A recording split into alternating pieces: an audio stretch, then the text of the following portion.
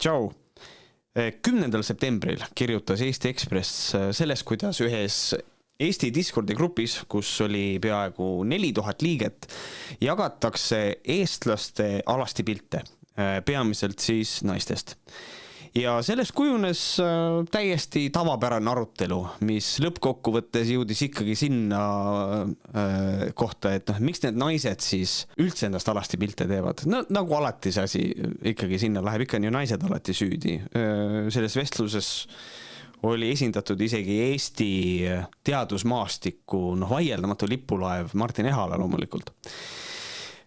Aga siis tuli 24. september ja tuli välja, et Eesti Ekspress on uurinud välja, et selle Discordi serveri administraatorid olid Triin Svea-Järve ja Madis Pill. Täiesti teemaväliselt, random fact. Kas te teadsite seda, et Eestis maksab nime vahetamine 300 eurot?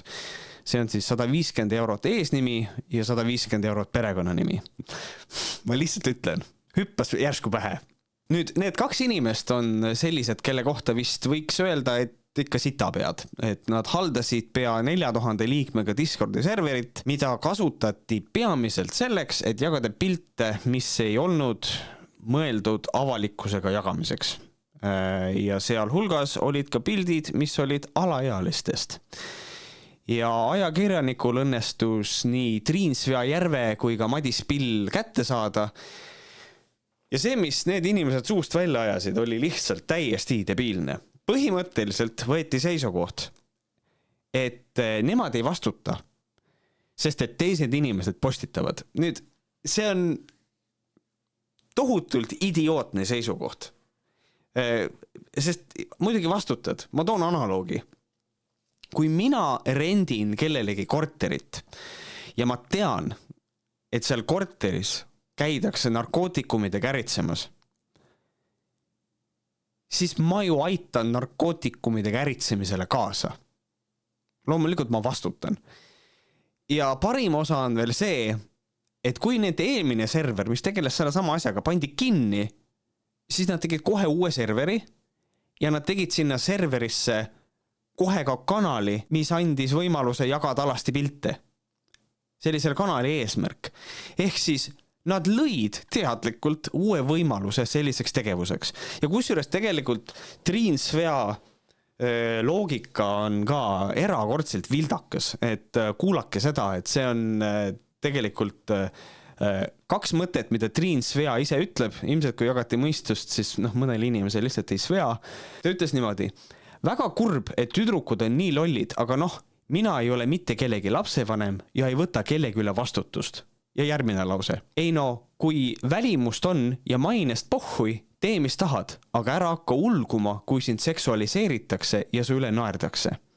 Selle viimase ta siis postitas Discordi. Siin on loogika error ja see loogika error on täiesti absurdne. Siin on mingi puue. See makes no fucking sense to me.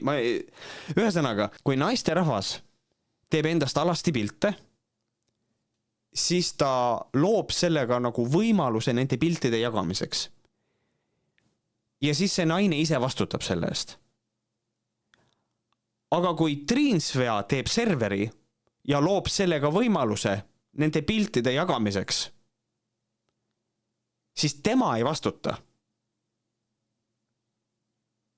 See on täiesti idiootne. Kuidas on võimalik, et mõlemad inimesed loovad võimaluse midagi teha ja üks vastutab ja teine ei vastuta? What? Ja siis on veel see idiootne moment ka, kus Triin ütleb, et teda tegelikult see server üldse ei huvitagi. Kuigi kui eelmine server kinni pandi, siis tehti kohe uus server.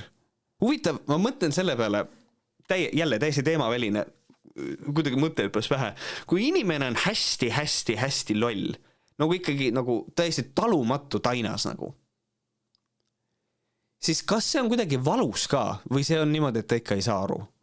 Ja siis, kui ilmnes, et jagatakse pilte ja videosid alaealistest, oli tema reaktsioon väga, väga veider. Nimelt ta postitas Discordi, et räiged uroodid oleme, sorry, et me ei googelda igat inimest, kelle pildid siit läbi käivad ja kõikide vanust ei tea. Vaata, Triin, äkki on nagu selline variant, et sa lihtsalt üldse ei võimaldaks sellist tegevust. Sest et see server on ikkagi sinu halduse all Tainas ja Madis, ma ei tea, siin vist on ka mingi intellektipuue, ma ei saa seda nagu väita faktiliselt on ju, aga ma ei näe lihtsalt teist varianti, sest et ta ütleb sellist asja, et kahjuks on minu käed seotud, me oleme siin lihtsalt selleks, et rahvameelt lahutada ja kui selline haige teguvis seda teeb, siis on nii. Tõesti, vaene Madis, ta ei saa mitte midagi teha. Tema käed on täiesti seotud, sest et kes ta siis on? Ta on ju kõigest selle serveri haldaja, täiesti perses milline looma, et uskumatu rumalus ja mingi idiotismi tipptase, mul ei ole sõnu. Ja võttes arvesse kõiki neid asju, mis ma nüüd ette lugesin teile, et mis on nende endi inimeste seisukohad, siis palun, kallid vaatajad, ärge tehke endale illusioone. Need inimesed ei saa oma veast aru. Nad arvavad lõpuni välja, et nad ei ole teinud mitte midagi valesti. Ja nad arvavad, et neid kiusatakse teiste inimeste vigade pärast ja et teised on süüdi. Vaadates, mis idiootseid ila nad ajakirjanikule rääkisid, siis ma olen selles täiesti veendunud. Vaadake, lollidega on üks hästi suur probleem. Loll ei saa aru, et ta loll on. Lihtsalt teistel inimestel on raske. Aga räägime siis nüüd natukene sellest ka, et millegi pärast on ikka alati naised ise süüdi. Ma täiesti siiralt ei saa aru, miks inimesed nii lihtsakoeliselt tahavad mõelda, aga räägime siis selle loogika vea läbi. Kui ma astun täiesti teadlikult põrandale, mis on minu teada varisemisohtlik, ja ma siis kukun sellest põrandast läbi, siis võib öelda, et ma olen selles ise süüdi, sest et kogu see juhtum oli minu tegevuse tulemus. Kui ma saadan endast alasti pildi 3. isikule ja see siis läheb avalikult jagamisele, ei ole see ainult minu tegevuse tulemus, vaid ka 3. osapoole oma. Me võime öelda, et endast alasti piltide saatmine ei ole hea mõte. Ta ei olegi hea mõte. Aga see ei vabasta piltide avalikustajat süüst, sest et tema oli see inimene, kes tegi need pildid avalikuks, mitte pildisaatja.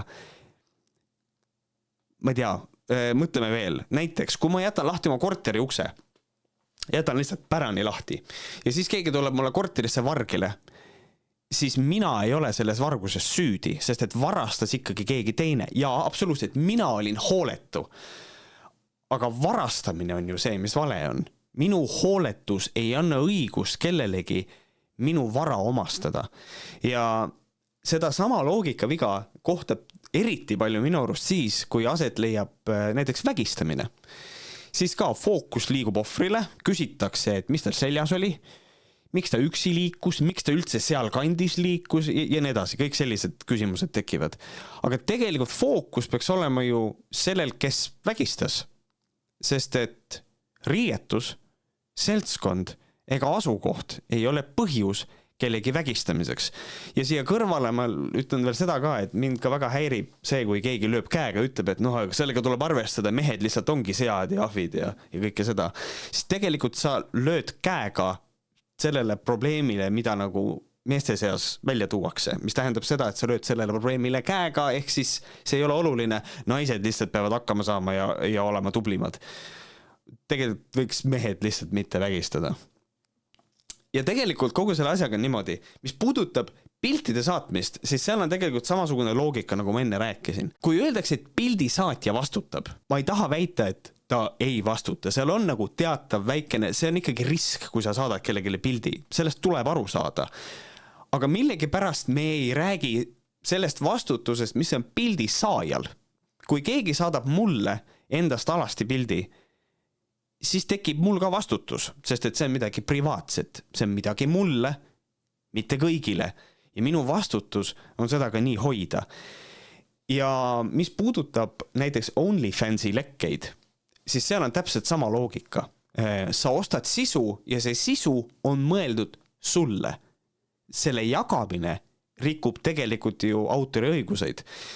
Näiteks aastal 2018, kui Mallukas näiteks jagas täies mahus Igor Mangi horoskoopi ja Maaleht esitas talle selle peale nõude suuruses 5320 eurot, pluss siis 1104 eurot õigusabikulude eest. Täiesti normaalne oleks siinkohal küsida, et miks OnlyFansiga peaks olema teistmoodi.